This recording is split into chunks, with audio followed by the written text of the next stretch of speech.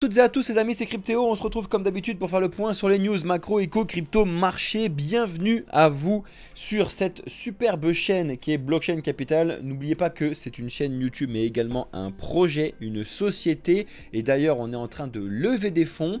Vous retrouvez déjà bientôt une deuxième vidéo et normalement du coup 2 vidéos sur la levée de fonds. Pourquoi on lève des fonds, comment ça fonctionne, comment vous pouvez y gagner, qu'est-ce que vous pouvez faire avec tout ça sur notre chaîne YouTube dans la playlist levée de fonds. Voilà les amis, on est une société, on est un gros projet axé sur l'éducation, la formation et le conseil en investissement financier. Oui, j'ai pas peur de le dire, je suis conseiller en investissement financier. L'offre va arriver, ce service va arriver cet été. Ce sera désigné pour les moyens gros porteurs. On en reparlera à ce moment-là, je vous ferai une vidéo. Bref, en attendant, aujourd'hui, on se retrouve donc bien évidemment pour regarder et discuter des news, que je vous explique aussi le point de vue marché de pourquoi je vous ai mis le bleu. On va discuter beaucoup de ce qui se passe aujourd'hui au moment où je tourne la vidéo, le mercredi 12 juin 2024. Par rapport donc au FOMC de ce soir qui est très important, aux récentes informations qu'on a reçues sur l'inflation aux États-Unis, de ce qui se passe beaucoup sur les ETF, des potentiels problèmes qu'il peut y avoir sur le Litecoin, le Doge et j'en passe. Donc restez bien connectés jusqu'à la fin de la vidéo les amis, n'hésitez pas à lâcher un like dès le début. Si vous êtes nouveau, n'hésitez pas à vous abonner, regardez un petit peu ce qu'on vous propose. On est très axé actuellement avec mon associé sur vous faire des vidéos où il n'y a pas de montage, mais ça va arriver très rapidement, notamment grâce et suite à la levée de fonds qu'on est en train de vous proposer. Trêve de bavardage, laissons place à la vidéo jingle. Donc là, vous allez me dire directement, qu'est-ce qui t'arrive, mon Théo? Effectivement, c'est vert partout et c'est un vrai vert, pour le coup, c'est un vrai gros vert, entre guillemets, pour les marchés. Et pourtant, je mets du bleu. Je vais expliquer tout ça juste au moment où on va passer sur le point de marché, donc restez bien jusqu'à ce moment-là. En attendant, au niveau des informations, on commence doucement avec Crypto.com qui a reçu du coup l'autorisation d'aller travailler en Irlande. Donc c'est un petit pas pour l'homme, un grand pas, non je déconne, c'est petit à petit, Crypto.com qui remonte. Je vous en ai déjà parlé plusieurs fois les dernières semaines et les derniers mois. On a Crypto.com qui revient un petit peu au devant de la scène, qui était complètement très loin derrière tout le monde qui s'était fait écraser par Binance, etc. On verra s'ils arrivent à remonter. Ils ont vraiment beaucoup de travail pour pouvoir faire ça. Alors vous l'avez très certainement vu, mais le 10 et le 11 juin ont été donc 2 sorties assez importantes, surtout pour hier.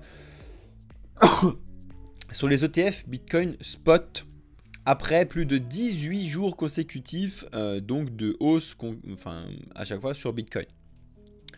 Vous pouvez donc constater comme d'habitude que les entrées et les sorties des ETF varient directement avec le cours de Bitcoin, ce qui est plus ou moins logique. Je dis bien plus ou moins logique, ça prouve à quel point les institutionnels ne connaissent pas réellement le marché sur lequel ils investissent.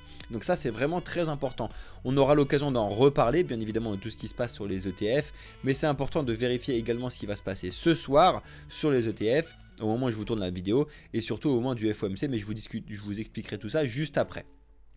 En attendant, la grosse news très importante qui est tombée aujourd'hui, donc ce mercredi 12 juin 2024, c'est bien évidemment l'inflation. Alors, juste avant l'inflation, juste avant qu'elle soit postée, on se rendait bien compte qu'il y avait C'était très mitigé sur les prédictions, c'est-à-dire qu'il y en avait plus qui prédisaient que ça n'allait pas bouger, un peu moins qui prédisaient que ça allait un petit peu baisser, et mais finalement il y en avait quand même certains, pas négligés, hein, donc 17% là, qui pensaient, 18%, 17%, putain, je sais plus compter, qui pensaient quand même qu'on allait pouvoir avoir une inflation qui était mauvaise. Donc c'est pas vraiment c'est quand même un chiffre à ne pas négliger. Finalement, l'effet donc qui est tombé, vous l'avez bien vu, l'inflation a baissé de 0,1%. Et du coup, la grosse question qui va se passer ce soir, c'est est-ce que la Fed va faire exploser Bitcoin en baissant ses taux? Alors, il pourrait faire la surprise parce que pour l'instant, bien évidemment, même après tout ça, bon, les changements ont un petit peu évolué, mais il n'y aurait normalement pas de baisse de taux aujourd'hui de la part de la Fed. En tout cas au moment où je vous tourne la vidéo, vous quand vous regardez la vidéo, normalement vous avez déjà vu si les taux sont baissés ou s'ils sont restés, et c'est pour ça qu'en partie que je vous mets la lumière bleue derrière, mais je vous expliquerai tout ça juste après. En attendant, ça c'est une bonne nouvelle, d'accord? Effectivement l'inflation qui baisse, c'est une bonne nouvelle, d'accord? On va rediscuter tout ça juste au moment du marché, mais pour l'instant c'est une bonne nouvelle. Est-ce que le Solana peut rebondir grâce aux chiffres d'IPC qui sont justement tombés sur lesquels on vient de parler après la grosse correction qu'il y a eu? Ben, vous allez voir la réponse juste après au moment du marché, donc restez bien connectés. On a Elon Musk qui a retiré sa plainte contre Sam Altman au sujet d'OpenAI, donc de l'autre fois. Mais vous savez qu'il y a quand même un gros sujet OpenAI en ce moment parce que du coup on a Apple qui a annoncé pouvoir mettre ChatGPT directement sur iOS 8, là 18 ou 18. Bref, et Elon Musk avait expliqué qu'il ne partagerait plus rien avec ce truc là. Bref, affaire à suivre, on va regarder un petit peu tout ce qui va se passer. Il a abandonné cette plainte, mais en même temps il est quand même très virulent sur d'autres choses.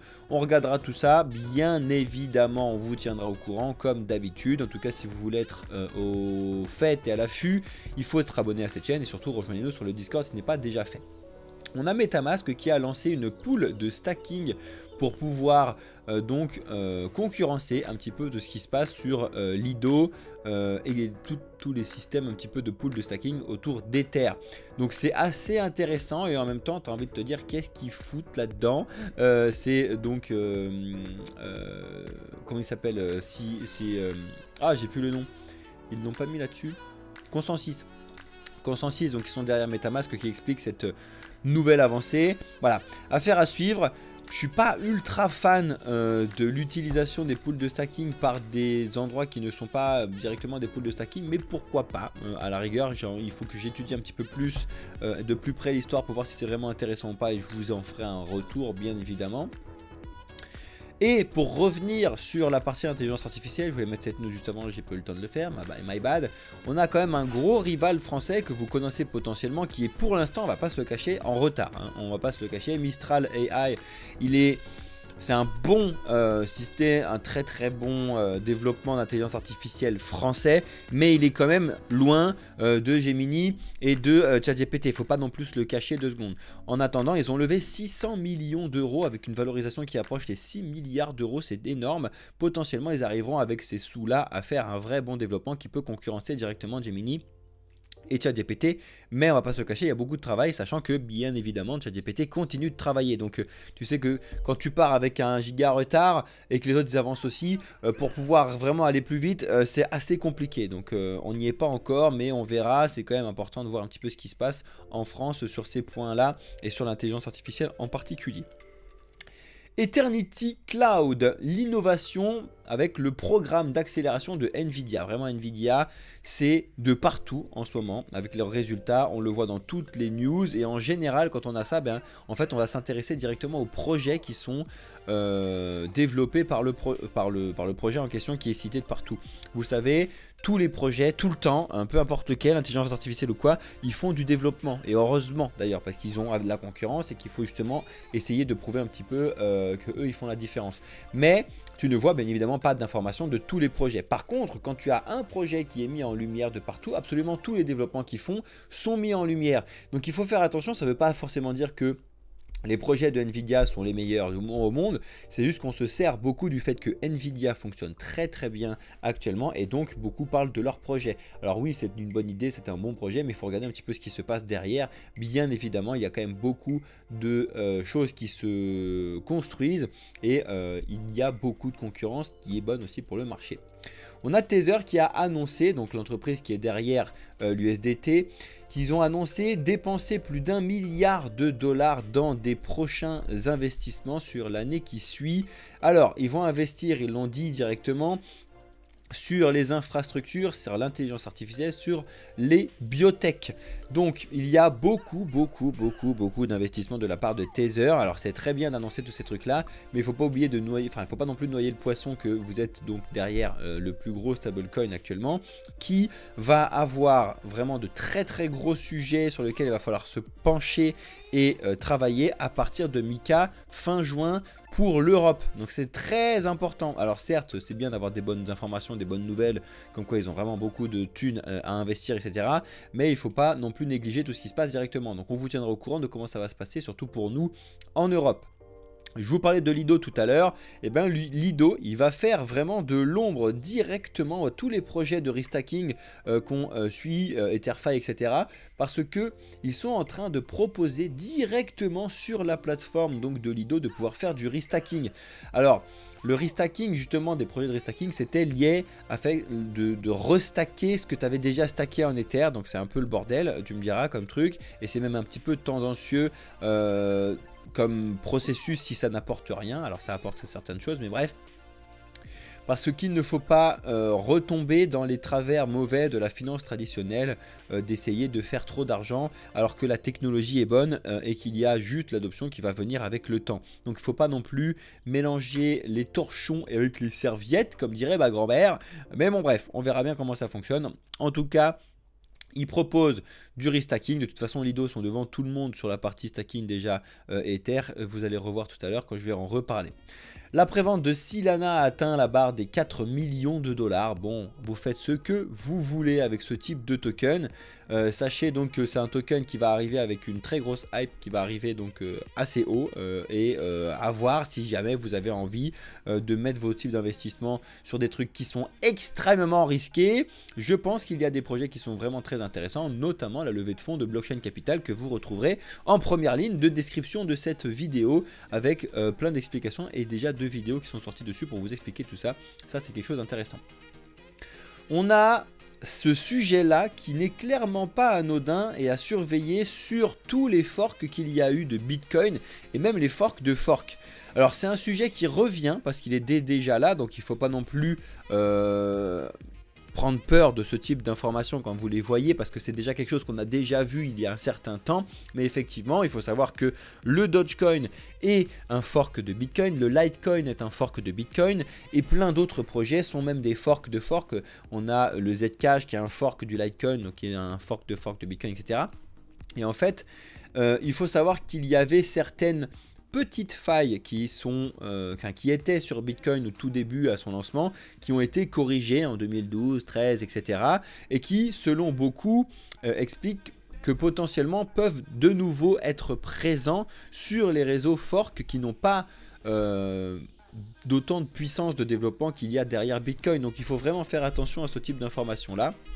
Parce que voilà, comme il l'explique, vous investissez sur Dogecoin, mais il y a des failles, etc. Après, il ne faut pas oublier que Dogecoin, Litecoin, etc., ils ont apporté aussi des solutions et il y a quand même du développement dessus. C'est quand même des très très gros projets. Donc ça devient aussi un peu différent. Après, il n'y a pas tout qui est sur ces bugs-là, mais c'est quand même quelque chose que vous devez avoir au coin de la tête. Parce que quand tu as un développement qui part de zéro, comme Solana par exemple, c'est pas vraiment de zéro, parce qu'il y a des idées, voilà, mais en termes de développement aussi, ils construisent leur propre réputation alors que Litecoin a construit sa réputation sur Bitcoin par exemple avec récupération du code directement. Et en fait donc les failles qui ont été corrigées sur le Bitcoin n'ont pas potentiellement été corrigées sur l'application directement du fork qui a été fait sur Litecoin. Bref, affaire à suivre.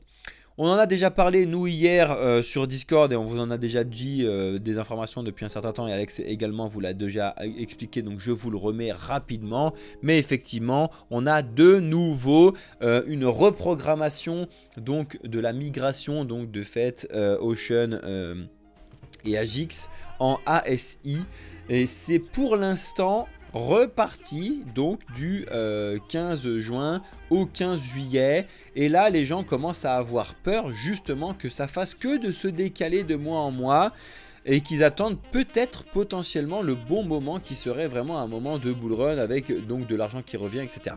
Donc forcément ça joue pas du tout en la faveur du fait de Agix, etc. parce que du coup les gens ils se disent bon c'est bien votre truc mais vous avez prévu quelque chose qui n'est toujours pas fait, qu'est-ce que vous foutez quoi. Vous allez voir sur le point de marché tout à l'heure que le rebond qu'il y a eu sur Bitcoin est assez mitigé sur certains altcoins, et surtout sur l'intelligence artificielle, sur tous ces projets-là, à cause en partie de ce type d'informations. Le Web3, c'est la spéculation, mais Bitcoin progressera avec ou sans monnaie fiat. Vous savez qu'on a eu le Proof of Talk qui a eu lieu à Paris. Et du coup, on avait les personnages ici qui ont discuté un petit peu de tout ça. Je pense que c'est un article qui est très bien foutu, qui est très rapide hein, sur Cryptonautes que vous pouvez lire et qui vous fait un rapide compte rendu des premières discussions qu'on a eues sur ce sujet, qui sont mine de rien très intéressantes sur vraiment la définition du Web3, à quoi ça sert, comment ça fonctionne, qu'est-ce qu'on va pouvoir en faire, hein, bien, pas bien. Il y a beaucoup de choses, donc je vous invite à regarder ça et à le lire. C'est en français en plus parce que c'est Cryptonautes. Donc, let's go! Vous avez potentiellement connu ce projet l'année dernière, on en parlait énormément, le Friends.tech qui était construit sur Base, d'accord? Alors il faut savoir que beaucoup de projets font ça, c'est-à-dire que quand tu as des projets qui doivent normalement devenir des layers 1 avec leur propre blockchain, souvent au départ ils se construisent sur une blockchain et puis après ils migrent sur leur propre blockchain pour pouvoir vérifier, valider, blablabla. Donc c'est le cas, ça a été construit donc sur la blockchain de Base et ça y est, ils vont migrer sur leur propre blockchain, la Friend Chain. Voilà, donc ça va être un nouveau point, mais c'est assez important à surveiller pour tous ceux qui aimaient ce projet-là. C'est 2 points, c'est-à-dire qu'en fait, à partir du moment où ça va migrer, du coup, toute la partie des validations va devenir sur leur blockchain à eux et plus sur la blockchain de Base. Donc ça va aussi affecter, bon, c'est pas le plus gros projet de Base, hein, mais bon, ça va affecter directement un petit peu ce qui se passe là-dessus. Et c'est pas non plus à négliger. Et quand vous le comprenez sur ce point-là, vous pouvez le comprendre sur les autres projets également, c'est ce qui est important. Alors ça, c'est une alerte que je vous répète moi depuis des mois maintenant, qui me fait également très peur, comme du coup notre ami économiste, enfin notre ami Harry Dent, qui voilà, selon lui, et je le pense également, mais je le pense depuis un certain temps, et ça a été justement à chaque fois évité, mais c'est pas évité, ça a été à chaque fois empiré. Selon lui, on est sur la bulle des bulles, la bulle de toutes les bulles économiques, et que la crise qui nous attend va faire beaucoup plus mal que ce qui s'est passé en 2008. Je partage malheureusement ce type d'informations parce que c'est une réelle catastrophe qui se passe dans le monde. Déjà, absolument toutes les informations que vous avez sur le monde et sur la macroéconomie, elles puent la merde, clairement, on va pas se cacher un petit peu les mots, voilà, il faut laisser tomber quand ça vient, c'est une catastrophe, et dans tous les coins, il y a plein de micro-merdes dans le monde qui font que ça fait une grosse merde. On a déjà connu ça plusieurs fois. Et en plus des micro-merdes qu'on a, tension géopolitique, on a des énormes catastrophes sur la partie finance, économie, monnaie, dans n'importe quel pays, même en France, aux États-Unis, je ne vous en parle pas. La dette et les remboursements de dette de la part des étudiants, c'est une catastrophe depuis déjà très longtemps et ça devient de pire en pire. Voilà, donc il faut quand même faire attention. On a toujours cette épée de Damoclès. Alors tout le monde, comme d'habitude, me dit voilà, mais t'es un fou, tout va bien. Regarde, ils sont en train de récupérer les pots cassés et tout va bien. Le jour où ça tombera, eh ben, vous vous souviendrez que je vous avais expliqué que c'était possible parce que effectivement, c'est possible. Par contre, après 2008, j'étais l'un des premiers aussi, après avoir étudié ces trucs-là, à dire bah, c'est bon, là on est reparti, c'était un truc qui avait été nécessaire, etc. Et je l'ai beaucoup étudié. Et justement, comme j'ai beaucoup étudié ce qui s'est passé en 2008, j'ai beaucoup d'indicateurs qui reviennent depuis un certain temps sur ces points-là. Bref, affaire à suivre. En tout cas, voilà, si vous voulez voir cette rapide vidéo de 4 minutes de ce qu'il explique, mais c'est exactement ce que je viens de vous dire. Bref, affaire à suivre, mais ça fait quand même un petit peu peur. Par contre, c'est aussi pour ça qu'on est dans l'écosystème crypto, enfin que personnellement j'ai abandonné absolument toutes mes fiat, ou quasiment tout. Je fais les échanges pour payer mes trucs, mais sinon, voilà, bref. Les signes avant-coureurs d'une alt season, vous le savez, vous l'attendez toutes et tous, hein, ce sont des mots qui sont arrivés sur l'époque 2021 lors du dernier bull run, comme quoi on a toujours le décalage, on a eu Bitcoin qui est bien pété, les altcoins qui se sont écrasés, je vous en ai déjà parlé dans la vidéo de lundi, allez la regarder si vous ne l'avez pas déjà vu, très important. Vous expliquez que les altcoins actuellement sont en train de s'écraser, ils sont à moins 50, moins 60% de leur top, là où Bitcoin est pas loin de son top, à moins 15-20%. Bref, donc regardez un petit peu quels sont les précurseurs et quelles sont les idées qui ont été postées sur CoinTribune, mais faites-vous surtout vos propres idées et écoutez un petit peu ce qu'on vous raconte et l'éducation qu'on vous passe dans nos vidéos, certes, mais surtout sur la partie Discord et surtout pour la partie des premiums qui ont vraiment bien évidemment de l'éducation privilégiée, forcément. 1 million de validateurs et 27% des Ethers en stacking. Comment se porte la blockchain? Pour l'instant, la blockchain d'Ether se porte plutôt bien, même si effectivement on a un aspect délaissé de la part des ETF. Donc je vous expliquais déjà lundi, effectivement c'est quand même pas à négliger que pour l'instant l'effet ETF n'est clairement pas là comparé à ce qu'on a eu de la part sur Bitcoin. Après c'est encore très frais, ça a mis quand même quelques temps avant de faire vraiment un gros effet sur Bitcoin. Vous savez qu'au moment de l'annonce on a eu quelques jours de baisse et puis après on est reparti. D'accord, très fort. Pour Ether, on va voir, mais aussi ça tombe entre guillemets assez mal comparé à Bitcoin qui arrivait au moment de la nouvelle année. Paf, en janvier, c'est génial, tout le monde a reçu de l'argent, ça repartait. Les institutionnels ont fait leur bilan et ça avance sur les trucs et tout. Donc c'était entre guillemets des bonnes nouvelles à faire, à suivre. On continue avec le plus gros meme coin selon certaines analyses, et là c'est posté sur Cryptonaut, le Base Dogs, qui selon eux pourrait faire un x100. Voilà, ils ont déjà validé le 1 million. Bon, hein, voilà, je vous montre rapidement un petit peu ce genre d'informations que vous puissiez vous rendre compte. Donc là ils sont à plus d'1,5 milliard de dollars, là c'est 1 milliard, hein, je me suis perdu, mais bref on s'en fout. x100 maintenant, quand tu es déjà aussi haut, affaire à suivre. Attends, c'était lequel celui-là? Non, ça c'est le Brett, autant pour moi. Ils expliquent que ça pourrait faire comme le Brett, voilà, qui est parti de rien, qui allait très très vite, très très haut. Il n'y a pas eu que ça, il y en a eu d'autres. Hein.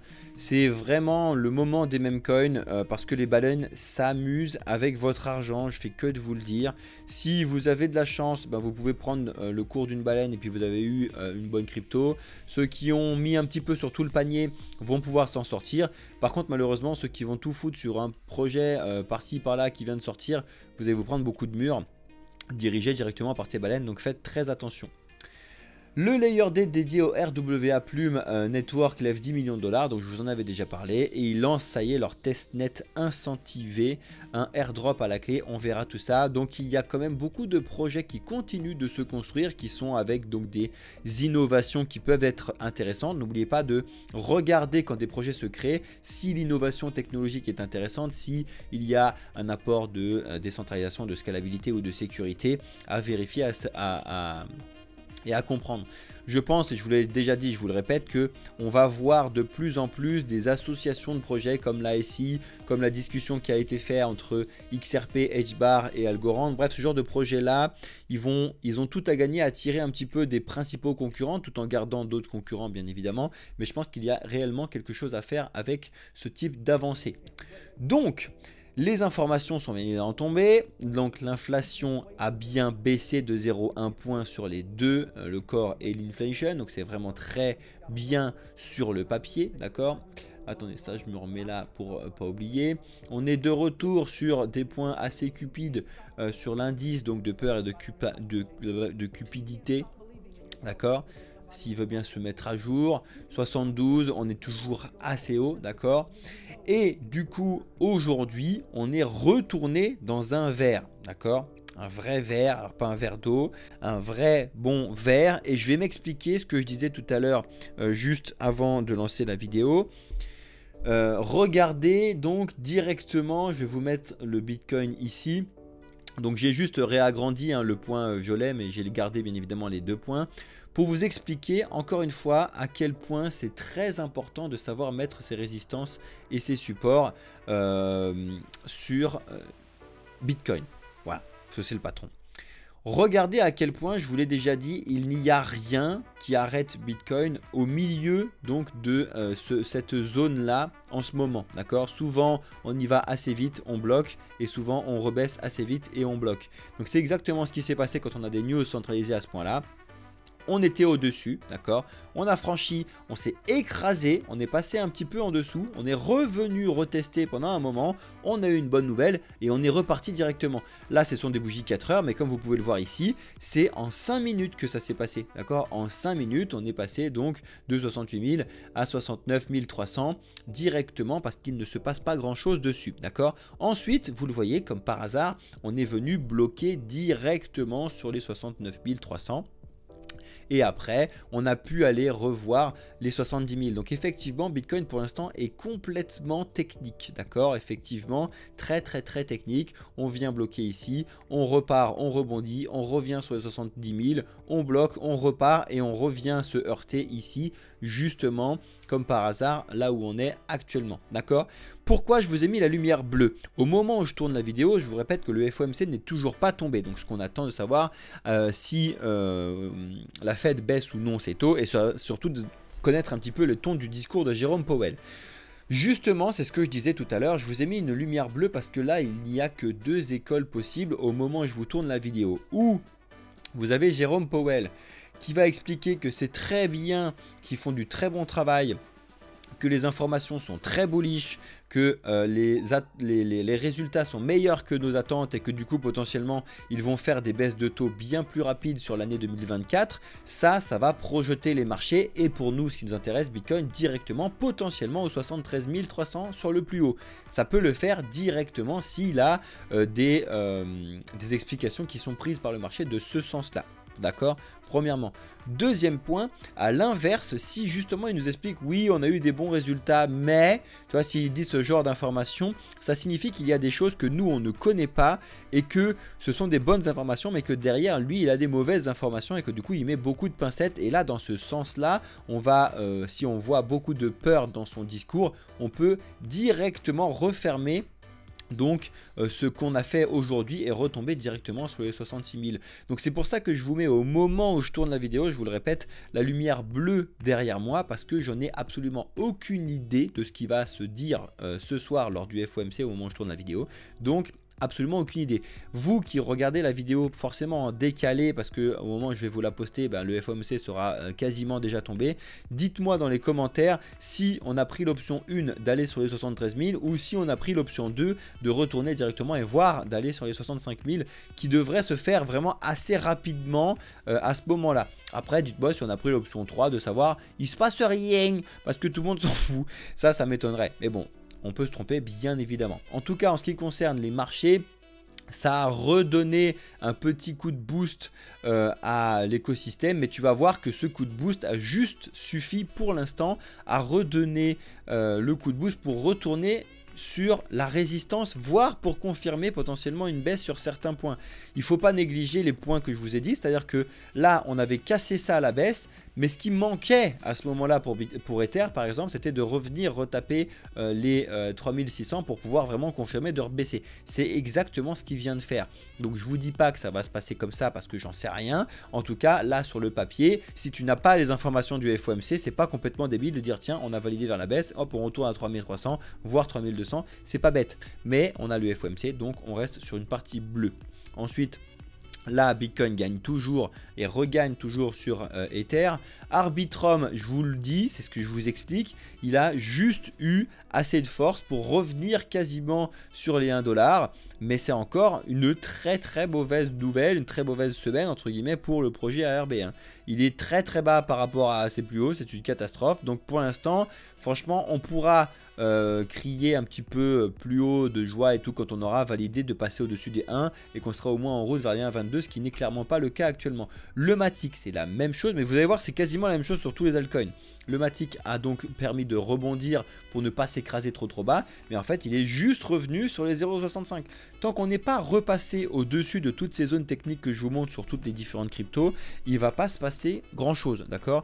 Donc c'est hyper important de vérifier le mouvement du FOMC qu'on va avoir ce soir. ADA, il est tellement en retard qu'il est même pas retourné sur les 0,45, il est lui vraiment revenu à peine, même pas sur les 0,44, donc ADA, de toute façon, il ne se passe pas grand chose pour l'instant, mais c'est pareil, on a cassé un petit peu vite cette baisse sans pouvoir retourner au 0,45. Potentiellement, c'est cette baisse-là qu'on a fait parce que le ADA, je vous l'avais viré l'autre fois, mais on a une double résistance importante que je pourrais mettre directement ici en gris, on va dire. Ça sera à peu près plus simple, comme ça je vous l'aurais mis ensemble, en même temps, pardon. Donc bref, on a ce point là qui est donc le double point à vérifier technique qui permettrait potentiellement de valider un retour sur les 0,39. Affaire à suivre, on vous tiendra au courant. Le Solana, la même chose. Par contre, lui, il avait pété les 150 et il est revenu au-dessus grâce à cette news là. C'est à peu près le seul truc bien qui a été fait sur le Solana. Mais c'est pareil, il est potentiellement revenu retester un petit peu les 163 et à voir ce qui va se passer. Pour l'instant, on est complètement bloqué. De toute façon, au moment où vous regardez la vidéo, il se passera rien jusqu'à 20h30 ce soir, à moins qu'on ait des news et des feeds qui soient tombés. Sinon, il se passera rien, d'accord. Le BNB, lui aussi, d'accord, même s'il est très bien, qu'il a réussi à taper les 700, la cassure qu'on a eu ces derniers temps, là, ça l'a juste ramené sur son 630, pile poil. Donc vraiment, pour l'instant, affaire à suivre. Avalanche, par contre, fait partie des points avec donc le Polkadot également qui est repassé déjà au-dessus, et Atom par contre non, est toujours très en retard, mais Avalanche fait partie des très peu de projets qui sont entre guillemets potentiellement retournés sur un bullish. Retourner sur un 0,36, c'est pas bête par rapport à la grosse baisse qu'on a eu ici, si jamais on a des bonnes informations, parce que justement on est venu rebondir sur les 31,39. Affaire à suivre, on verra bien. Le Polkadot, lui, c'est un peu plus mitigé parce qu'on voit bien que c'est vraiment un bazar très axé sur la news et moins sur le technique, affaire à suivre. Et Atom, très lent. Très lent, lui, et c'est pareil, j'ai envie de limite te mettre une barre grise comme je l'ai fait tout à l'heure sur le point exactement où il est, parce que c'est vraiment important de vérifier et de constater, pardon, que ce qui se passe sur Atom, c'est limite pas bon du tout. C'est-à-dire que cette zone court terme, si on la revalide là-dessus, si on peut aller chercher plus bas sur Atom, ça fait mal. Le Venom, alors lui, il a même pas profité de la hausse, hein. Il continue de creuser sa tombe, hein. Je sais pas jusqu'où il va aller, mais pour l'instant, je vous avais dit les 0,15, c'est fait. Je vous avais dit potentiellement au moins les 0,10 de minimum psychologique, mais ça peut aller encore plus bas, ça se trouve. Déjà, 0,10, ça peut être pas mal. Mais les 0,15... quand je vous l'expliquais à 0,40, 0,50, c'était quelque chose de logique et on l'a fait. Donc voilà, le fait, j'en viens, je vous explique, effectivement, donc on a eu ce regain un petit peu d'informations, mais tellement les gens attendent de voir le ACI ressortir, que finalement, la news ne fait pas tant que ça plaisir, limite, on n'est même pas eu à la force de remonter sur les deux, et on est sur quelque chose de très bas, et même on a envie de construire sur le plus bas, et j'ai même envie de vous mettre la même chose sur le fait, à savoir le point gris qui est justement ici, pile poil où on est. Donc on est à peu près bloqué à cet endroit là. D'ailleurs si je veux être un peu plus précis, c'est ici. Bref, donc là c'est très important de voir ce qui va se passer ce soir. À savoir donc si on repasse au dessus et qu'on peut repartir sur du vert sur tous les points en général, ou alors est-ce que ce sera mal perçu. J'aimerais quand même bien de pouvoir voir un peu de vert, potentiellement ça ferait quand même plaisir, et respirer un petit peu sur les marchés. Le render c'est pareil, sauf que lui il est allé un peu plus rapidement que ce qu'a fait sur Avax, donc il a bien rebondi sur les 8 et il est bien directement revenu sur les 9. Donc ceux qui tradent un petit peu et qui font ce genre de choses, félicitations à vous, évidemment prenez vos bénéfices, et surtout c'est pas des conseils, rien sur cette partie là, donc faites attention à vous comme d'habitude. En ce qui concerne le flux, alors le flux, bon là, faites pas attention à cette mèche, hein, c'est parce que là on est sur KuCoin, et sur KuCoin il y a un peu de mouvement, mais je vous l'avais foutu sur KuCoin parce que c'était l'endroit où il y avait le flux le plus loin possible. En attendant, le flux est toujours en dessous des 1 dollar psychologique, et pour l'instant j'ai envie de te dire qu'il va continuer à aller chercher plus bas, même si on est réellement sur une très grosse hésitation et un gros range de la part du flux entre les 0,8 et les 1 dollar. Affaire à suivre. Le Polix que je vous disais hier, et bien finalement je m'attendais à bien mieux. C'est-à-dire que je vous ai dit que c'était l'un des seuls qui était bullish, d'accord, sur la vidéo lundi, pas hier, parce qu'il était reparti un petit peu plus haut, etc. Donc représentant entre guillemets les RWA, et il n'a pas du tout tiré bénéfice de cette information pour l'instant.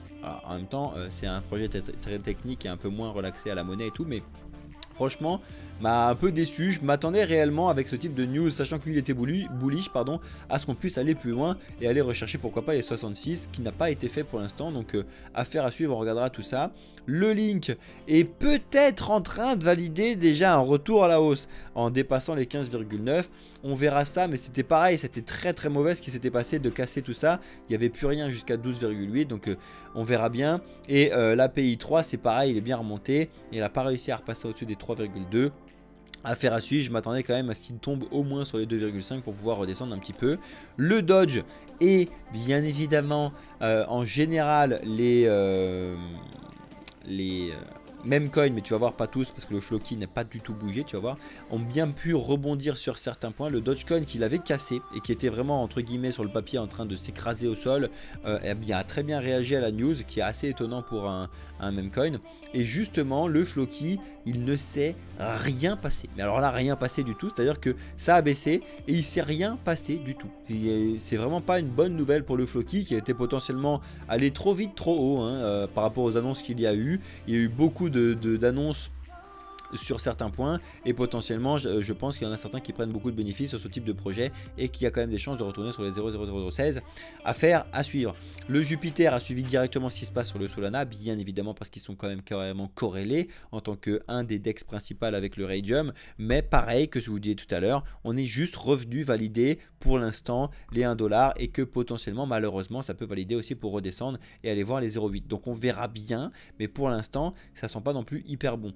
Etherfi, bon, pas grand chose à vous expliquer de nouveau. ENA, pardon, c'est la même chose. Ils sont même venus mécher pile poil sur les 0,79. C'est assez propre. Donc on verra bien ce qui va se passer ce soir pendant le FOMC. Le Kaspa qui était lui très bullish a fait justement ce que j'attendais que le Polix fasse, c'est-à-dire que le Kaspa l'a fait, le Polix n'a pas fait, c'est-à-dire que le Polix n'est pas allé chercher plus haut, alors que le Kaspa a fait exactement ce que je voulais qu'il fasse presque, hein, donc à savoir de retourner sur les 0,18 par rapport à une bonne nouvelle d'inflation qu'on a eu. Donc affaire à suivre parce que c'est pareil, vu qu'on est allé chercher les 0,18, c'est pas complètement débile de s'en servir pour pouvoir retomber plus bas. On verra bien ce qui se passe. Il y a d'autres projets qui sont assez entre guillemets dérangeants et dérangeants qui ont pas réussi ce rebond. Et quand on arrive sur les projets axés sur la logistique, donc on a le VET qui s'en sort assez bien sur cette news là, mais par contre le problème que j'avais c'était que il avait cassé son dernier gros support des 3 centimes et que selon moi il n'y avait pas grand chose en direction jusqu'aux 2 centimes. Affaire à suivre, on verra bien ce qui va se passer pour l'instant. Potentiellement comme d'habitude et ce que je vous disais tout à l'heure, on peut rebondir, on peut s'en sortir. Affaire à suivre. Par contre le Morpheus Network a bien rebondi, mais c'était en avance de phase. C'était hier qu'il avait bien rebondi, c'était assez étonnant parce que j'ai pas forcément vu de news, alors j'ai peut-être potentiellement loupé un truc. Et après par contre la news d'aujourd'hui, rien à faire. Voilà, il s'en est rien passé. Donc est-ce qu'il savait que ça allait baisser avant les autres? J'en sais rien, je pense pas. Mais bon bref, le Morpheus Network quand même un très petit projet. Et malheureusement ce que j'avais peur lundi, c'était qu'on était passé en dessous des 0,68 quand je vous faisais la vidéo et c'était assez important à surveiller. Donc on regardera ça ensemble sur les prochaines vidéos comme d'habitude. Voilà les amis, j'espère que cette courte vidéo sur les news et sur le marché vous aura bien évidemment plu, que vous avez bien pris le temps de lâcher un like s'il vous plaît les amis, c'est un soutien énorme qui vous prend 2 secondes. Après évidemment c'est les commentaires et de repérer aussi, d'écrire sous les commentaires des autres, de faire des discussions qui rapportent beaucoup de points pour l'algorithme et de regarder en entier. Donc merci à toutes et à tous, à tous ceux qui le font pour le soutien du projet, c'est énorme, merci à vous. Vous savez que je ne vous fais pas de live et de vidéo ce vendredi parce que ce sera la vidéo donc de la deuxième vidéo de la levée de fonds qui va sortir vendredi soir. Par contre je vous refais un live demain à 18 h comme d'habitude sur les news pour voir justement et faire le bilan donc de ce qui s'est passé sur la première journée après le FOMC qu'on va avoir ce soir. Voilà, tous ceux qui nous regardent sur YouTube, je vous souhaite à toutes et à tous une excellente soirée. Je vais rester en live avec ceux qui sont sur TikTok et sur Twitch pour répondre un petit peu à leurs questions et les chauffer pour Alex tout à l'heure. Bonne soirée, journée ou nuit, ça dépend quand est-ce que vous nous regardez sur YouTube. C'était Cryptéo pour la société Blockchain Capital. Ciao les amis YouTube.